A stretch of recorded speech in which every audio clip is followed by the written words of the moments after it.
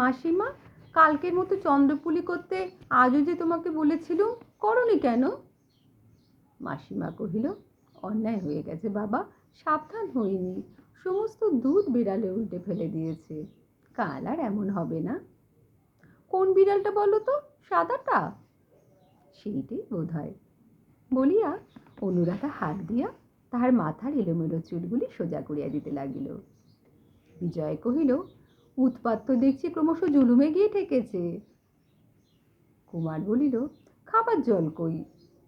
ওই যা, ভুলে গেছি বাবা, এনে দিচ্ছি। তুমি সবই ভুলে যাও মাসিমা, তোমার কিচ্ছু মনে থাকে না।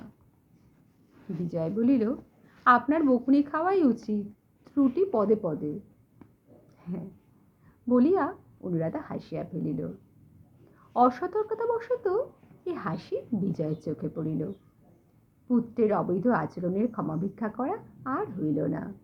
পাছে তার ভদ্রবাক্য অভদ্র ব্যঙ্গের মতো শোনায়, পাছে এই মেয়েটির মনে হয় তাহার দৈন্য ও দুর্দশাকে সে কটাক্ষ করিতেছে। Please subscribe my channel.